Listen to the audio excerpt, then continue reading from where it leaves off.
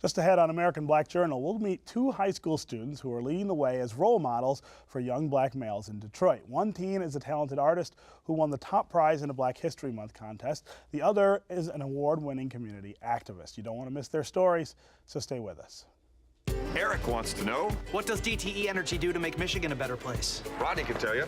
We do a lot, like youth education and employment programs. We fund over 500 jobs for youth all across the state. Many are neighborhood improvement projects just like this. It's incredible. Wow, that is fantastic. So this is like a paint by number, this whole thing, right? Communities are such great places, aren't they? They sure are. Love the siding. Measure once, cut twice, right? DTE Energy. Know your own power.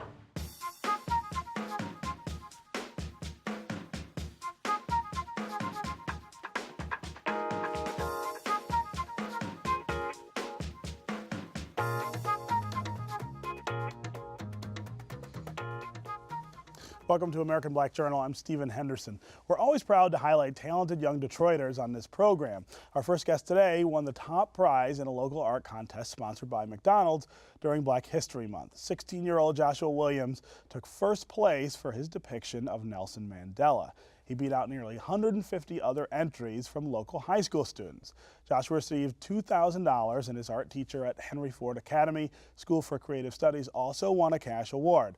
The top 12 winning works were on display during February at the Namdi Gallery in Midtown Detroit. I'm pleased to have Joshua Williams here along with his teacher, Manal Khandri. Welcome to American Black Journal. Thank you. So, how surprised were you that you won the contest? Oh, very surprised. Yeah. It was very thrilling, actually. Yeah. Yeah. It's my second time actually entering a contest. First time I didn't make it, but the second time I tried again and I made first place, and it was really exciting for me. Yeah. So tell me about the portrait you made of Nelson Mandela. Obviously, very inspiring figure. Yes. What made you want to draw him? Well, I recently heard that he died, and so I thought I'd do this drawing dedicated to his death because Nelson Mandela is a very important figure in Black history. He made a staunch against apartheid, which was racial separateness. Yes, in South Africa, right? Yes. Right. And so, did you use a photo of him to draw the picture, or how did you? For Mandela, yes, but when I did his fist up to the foreground, that was actually my fist. It was your fist that you drew in it. So that's a pretty creative process. How long have you been making art like this? I've been doing it ever since I can hold a pencil in my hand. Is that right? Yes. You were one of those kids like drawing on the walls when you were a kid with your crayons and things like that. And so you go to the Center for Creative Studies High School, right? Yes, Henry Ford Academy School for Creative Studies. Right, where you're obviously well suited to exploring your art, right? Yes. Yeah, yeah. So. Students like this in a contest like this, it's got to be right in the wheelhouse of what you guys are trying to do. Yes, I mean, we try to get our students involved in a lot of community projects. It's kind of one of our missions at our school. And we actually had 6 other students who entered the same contest, and one of them was also runner-up, Joshua Rayner. So we had 4 students that made it to the semifinalists and then 2 that actually were finalists. So that was really exciting for our school. Yeah, yeah. So the kind of art that they're doing in the school, this for the contest, that's the kind of stuff you have them doing all the time in the school. Art is like a core content class in our building, so they also take math and science and social studies along with language arts. And so that, because art is such a big deal in our building, it's also like teaching them how to like design thinking and different innovative ways for them to solve problems. Right. So tell me about how art sort of keeps you focused and inspired in your schoolwork. Well, it's other people's artwork that I like to look at. And when I look at other people's artwork, it makes me want to do what they're doing and keep getting better at what I'm doing. So that's mainly what it is right there. Yeah, so give me an example of that. Who are some of the people whose work you're looking at and finding inspiration in? I'd say other students in school. Yeah? And so you have other students whose work you're looking at and trying to do what they're doing. Yes. Yeah. What about are there other artists who you like, who you think of and think, oh, I want to draw like that person or think like that person? I think of Hubert Massey. He's a muralist. Yes. I want to do what he's doing. Yeah. He knows how to do oil paint. That's one thing I want to learn how to do. Right. Don't we have I think we have a Massey mural at the DIA, right? Yes. Actually, our students did 2 murals with Hubert Massey. Oh, is that right? Joshua got to work with him over the summer, so he Grand Valley actually sponsored that project, and so Joshua's art piece, along with other students in our building, have a mural at the downtown at the Grand Valley State. Oh, is that right? Right. Yeah. Wow. Wow. So how was that? How was that working with Massey? It was exciting. I got to work with a very renowned artist. It was very exciting for me. Yeah. So talk to me about the school. This is a charter school in the city. Its focus is the arts. It's not just art, though, correct? It's actually a college career-ready school, too. So a lot of our students get involved before they graduate. They have to do a senior practicum, which is like an internship. Sure. And so the students actually work beforehand in different community businesses, and then they get to see if they like that type of job before they graduate, which is kind of a unique opportunity. It's also located in the College for Creative Studies and also the building where Shinola watches are being made at the Alfred Todman building. So our students get to eat lunch with college students and college professors who actually frequently come into our building as well and teach to our students. Right. Joshua got to meet a few of those professors. And it's a tuition free, so it's open enrollment. Anybody could enter.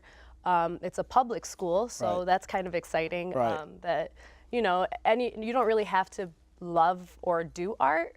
You just have to be motivated and get inspired to learn more and different ways to solve problems within our community. Right. Right. So where did you go to school before Henry Ford?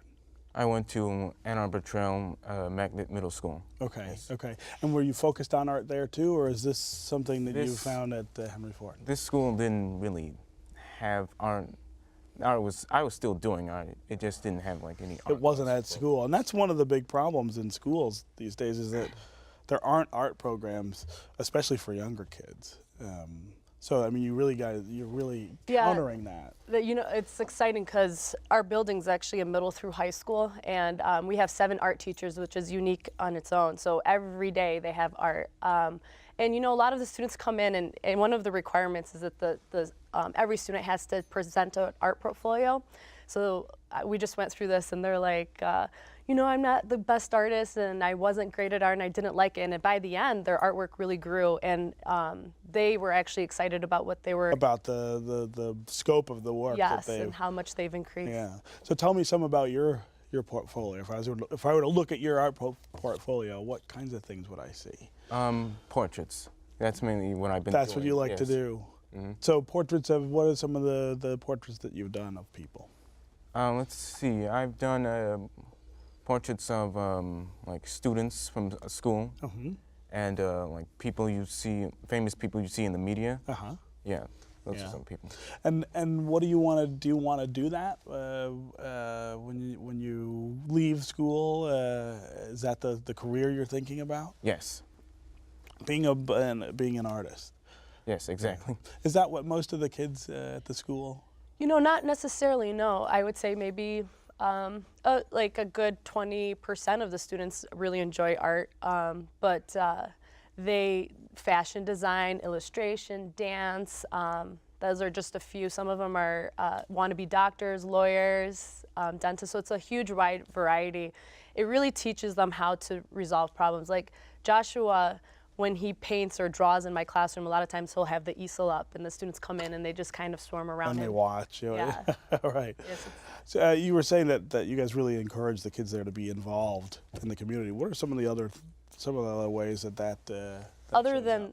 the Hubert Massey Community Yeah. Project, that we've done two of those. We also have Project Healthy Schools, where they come in and teach the students how to be healthy eaters. We've had there's so many opportunities, like Ford Pass, working to design cars. We also had the Detroit Design Festival. Our students designed lamps. Joshua was one of those students as well. I could list a whole bunch. Yeah. That's kind of a lot of our focus is how Getting them out of the school and out yes. into the. And we do that quarterly with our intercession. So we take a break from education and do that. Yeah, yeah. It's kind of really exciting. So your Mandela portrait was on display at the Namdi Gallery, which Yes. I can't. That's got to have been a great thing to be able to go there and see your work with other people's, but then to have, your family and friends see Yes. that too. Yes. And it's something I enjoy, putting my work out there so people can see it. Yeah, you're not shy about that. I know a lot of young people who do art are shy about letting people see it. That doesn't seem to be. Oh, a no, problem I'm not with afraid you. of that at all. Right, you're not shy at all. Are you going to enter the contest again next year? Yes, I plan on it. So what do you think the portrait might be that you'll do? I don't quite have an idea just yet. Not yet? But it'll be a good one. Yeah. Are you working on any portraits right now? Yes, I am. Of anyone we would know? Of course. Yeah. I'm working on the portrait I'm working on right now. One of them is it's a drawing of Nelson Mandela and Desmond Tutu. Okay. Yes. Okay. And you're just taking, is that from a photograph of them together or Yes. two separate? It's a direct photo. Well, it's of them together. Of them together. Okay. So you like Nelson Mandela, obviously. Yes. Yeah, yeah. So how many of the kids actually enter this contest? Well, this year we had 6. Yeah. And we had a student do Cory Booker, who was the semifinalist. He did an oil painting. We had Jackie Robinson. We Yeah. had, there were so many, and they were all amazing. Bob Marley, and they painted them, and they had like a whole gallery in our building. And that's got to be one of the harder things to do, is to paint portraits. I mean, somebody who. It was quite difficult. Actually, it was funny because, Hubert Massey works a lot with our school, so we sent some photos to him and we're like, what do you think we could do to have or enhance their pictures? Actually, Joshua went through the design. He changed his design like right at the end. Yeah. And it was nice when we walked into the Nnamdi building and gallery and seeing all the other students and waiting for that and anticipating who's going to win. And when Joshua stood there, it was like, he was so excited that he was the last one standing. No, that's great. Well, congratulations again, and good luck next year, and good luck at the school. Yes. Just ahead on American Black Journal, we'll meet another exceptional young man who's trying to stop youth violence in Detroit. That's next, right after this look at some important moments in Detroit's Black history. I'm Ken Coleman with a look back at African American life in Detroit. This week in 1969, 32-year-old Charles Gilchrist Adams became pastor of Hartford Avenue Baptist Church. In 1964, the Supremes recorded Where Did Our Love Go? At Hitsville, USA on West Grand Boulevard. And also in 1964, Malcolm X delivered his provocative The Ballot or the Bullet speech at King Solomon Baptist Church in Detroit.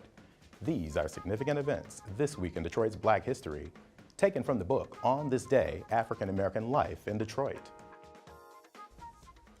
Every month, Nickelodeon gives a deserving teen the Halo Effect Award for taking positive action in their communities. Halo stands for helping and leading others. In February, 18-year-old DeQuan O'Neal of Detroit received the award for his role in developing anti-violence programs aimed at young men of color. He's featured in a Teen Nick spot. Take a look. Every month, the Teen Nick Halo Effect celebrates young people who are helping and leading others. This month, we are honoring DeQuan O'Neal. I Halo by working for Youth Leadership Training Program. DeQuan was appointed an advisory board member for the police department of Detroit, and he helped launch a Grads Not Inmates campaign. Focus on young men graduating from high school instead of going to prison. Halo Effect is donating $5,000 to the Neighborhood Service Organization in Detroit, where DeQuan is a peer educator. Go to teennick.com/halo and tell us how you and your friends help and lead others. Joining me now are DeQuan O'Neal and Frank McGee, who's the program director for the Neighborhood Service Organization's Youth Initiatives Project, where DeQuan serves as a peer educator. Welcome to American Black Journal, and congratulations to you. That's a big deal. I saw that Nickelodeon spot just now and recognized it because I have 2 young kids who watch Nickelodeon, and I remember them saying, that guy is from Detroit. So you're inspiring them too. Tell me about the program that you came up with. Okay, Grads Not Inmates is a campaign I designed to target endangered students that are getting pushed out of high school and led right into the streets. and eventually led into the prison system. So I read the book Michelle Alexander wrote, The New Jim Crow Generation. And reading that book, it really inspired me, because reading that book, I realized that this is happening in my own neighborhood. Yes, so right. Seeing it happen in my own community, I was empowered to create a campaign that actually targeted this issue. This campaign was designed to make sure that my peers graduate from high school, go into a trade program, or even college, and take care of their families in the future, instead of going to prison and disrupting their whole family tree. So that's the reason why I designed that campaign. And so tell me how the program works. What are some of the... Well, every Wednesday we have a literacy training where we teach the young man how to read and write. And also we have empowerment breakfasts every year to actually empower the young man and make them feel like someone do care about them. And even have them speak with positive male role models who we don't see in our household. Right. Most of our families do not have male figures in the household due to incarceration. So we just have these different initiatives to keep them focused and make them feel empowered. And what neighborhood do you live in? Osborne. Okay, and is that the high school you go to as well? Yes, Osborne. Okay, very good. Yeah. So this is NSO I'm very familiar with. I guess I didn't know that NSO was doing youth projects like this. Very extensively. This program is youth-driven. It's called the Youth Initiatives Project. It started in 1999 because the youth really wanted to address some of the issues around drugs and violence in their community. And all they wanted was recreational opportunities, leadership training, and the opportunity to go to college. And so we provided all the resources necessary so that they could be able to achieve those tasks. And DeQuan is a product of all that hard work and support, which is necessary so our young people can have that opportunity to be successful. Right, right. You said something that struck me about, you're bringing these people together to talk about this, but you're their age, right? You're not my age or older. How do they respond to that? Do you feel like they respond better because you're a peer? Peer engagement is powerful, and speaking with my peers and letting them know that I'm a prodigy of Osborne and I am doing something positive, empower them to do something positive. One of my best friends, Marcel Payton, is one of the guys who I talk to constantly. He was an ex-gang member, and I just told him, like, man, what you doing? You need to do something positive and turn your life around. And he realized that, and he's not a gang member anymore. He's now a part of YIP. Youth Initiative Project don't target just the great students, the good students. We look for the endangered students, the students that people gave up on, and we actually help them out and help them realize that they have a life. They have other opportunities. Yeah, exactly. Right. So, and is the school working with you on identifying the kids? One of my mentors, also Mr. Miller, is excellent help. And this is a teacher at the school? He actually the dean of our school. Okay. And he had great support. He makes sure that we have opportunities inside the school as well. He is one of the guys who helped us drive some things in our school. Yeah, yeah. I would imagine that for NSO, you see all over the city opportunities to do stuff like this, or the need to get things like this started. It's absolutely necessary. As DeQuan hit on earlier, a youth-driven process is so important. That engagement is a key to the success of our program, because in many cases these young people are so disconnected. The issue of trust is a factor because of that disconnection.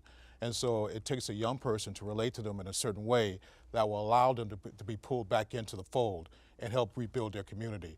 And thus far, it's had a tremendous effect. We're going to do a youth forum later on this month to address the issues of transportation concerns, blight, and of course safety. And all of this is being put together by the youth themselves, and Mr. O'Neal is part of that. Yeah. When you're talking with your peers about this, what are you hearing from them about the messages that they get other places about who they are and what they should be doing and things like that? Well, as a peer educator, it's important that you let the community educate you.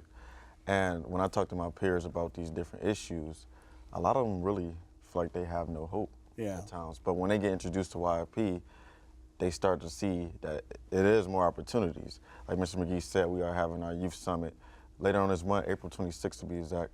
we have our youth summit where we're going to address these issues that we feel we have in our neighborhood, such as blight, safety, and also transportation and more. My peers walk the neighborhoods and they decide to walk because the bus. You can't catch the bus. You can't really catch right? the bus because the transportation system is terrible. Right. But as they walk in, they see these abandoned homes, and that kind of disrupt your learning environment. Once you get to school, you're not really empowered to learn anymore because you're just seeing all this negativity on your way to school. So we want to address these issues to make sure that our neighborhoods are the way it used to be. Yeah. What do you imagine explains why you are such a positive role model for these peers at this point? I mean, it's unusual for someone your age to say the things that you're saying and be doing the things that you're doing.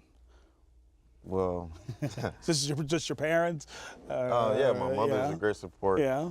But also, I have support of so many different people, like my counselor, Ms. Evans, my principal, Ms. Cook, my grandma. It's so many different people, but YIP was the stepping stone to really get me into doing other things. Like, I never thought I was going to be an advocate. I never thought I'd be dressing this way. Right. You know, when I got to high school, it wasn't really my goal to really become an advocate. I think my passion just took me there, and my passion is driving other people to become passionate about what they want to be in life. Sure. What year are you in? I'm a senior now. You're a senior. Yes. So what are your plans for next year? Well, next year I'm going to Grand Valley State University. Okay. And I plan on majoring in marketing, but eventually going into corporate law. Okay. Very good. Very good. So, I mean, you've got to be really proud of this example, but I would imagine you're getting some others too, right? There's a lot more coming because they were inspired by this young man. It is the most challenging work that you will love. Yeah. When you see, just as a flower has to grow, it has to go through a struggle before it actually fully blooms. That's right. And he's at the start of a wonderful career to really help motivate and encourage other people to really come back to the city and rebuild it. But you have to start first with his young people. And to see so many young people influenced by him in a different way, former gang members who are now speaking out against things that concern them, even speaking to the director of transportation here in the city of Detroit, Dan Dirks. That was a phenomenal achievement that would not have occurred had they not been in this program. Right. Right. The Osborne neighborhood, I'm not sure all the viewers are familiar with it. I know where that is. I know what's going on there. Give just some idea of some of the challenges that you have in Osborne. Yeah. Safety is one. Yeah. Transportation is a huge one. Students go to school late because of transportation. Right, because a lot of them ride DDOT. Yeah, DDOT. And it's not reliable. The bus transportation system in the city of Detroit is not accurate at all. Right. And also, one huge issue I believe we really need to be addressed in our neighborhood is blight. There's too many abandoned homes. There's too many dark streets, and the roads are terrible. Yeah. We need to address the issue because this is our community, and when you look at our community, it's not really what we want to see. Right. It's terrible. The homes are ridiculous, and we need that issue to be addressed. The blight issue in that area in particular is it's really concentrated. I mean, there's just a lot of emptiness, abandoned homes, right? And as black males, one issue we faced is going against the statistics and realizing that we have to become better than the statistics. So that's an issue as a black male, and all black males in the Osborne neighborhood have to deal with, is fighting against the statistics of being incarcerated or end up dead. Right. And Osborne is a school that I feel like is headed in the right direction. Yes. There's a lot of support coming in from other places, trying to redirect things there. Yeah. Have you enjoyed your time there? You feel like you're getting what you should? Yes, I have enjoyed my time. I grew to become an amazing leader in my neighborhood, actually in the nation, and I never thought I would have achieved these things, but with the help of YIP, who are definitely involved in Osborne, the help of my school, you know, I became this leader, so I definitely do not regret going to Osborne. Right. I have a decent ACT score, and my grade point average is nice, and I got a substitute school I want to go to, so I'm not disappointed at all. Yeah. So now when you leave, what happens to the program? Is there somebody coming behind you who'll take over There will it? be somebody coming behind me. Yeah, that's always important too, That's right? very important to make sure that you help the legacy to continue going on. So Right. yeah, it's definitely going to be more, not just one. plenty Right, more people to do it. Oh, very good. Yep. Well, congratulations to you, and good luck. Thank you. That's our program for today. Thanks for watching. You can get more information about our guests at AmericanBlackJournal.org. And as always, you can connect with us on Facebook and on Twitter. We'll see you next time on American Black Journal.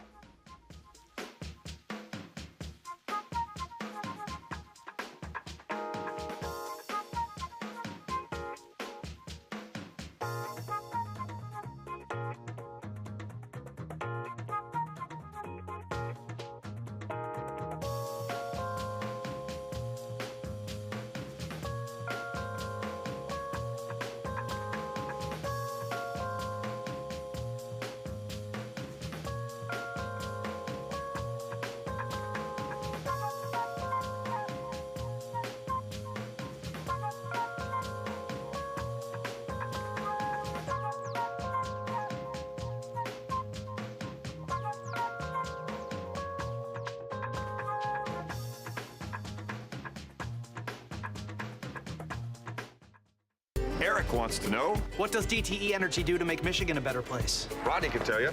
We do a lot, like youth education and employment programs. We fund over 500 jobs for youth all across the state. Many are neighborhood improvement projects just like this. It's incredible. Wow, that is fantastic. So this is like a paint by number, this whole thing, right? Communities are such great places, aren't they? They sure are. Love the siding. Measure once, cut twice, right? DTE Energy. Know your own power.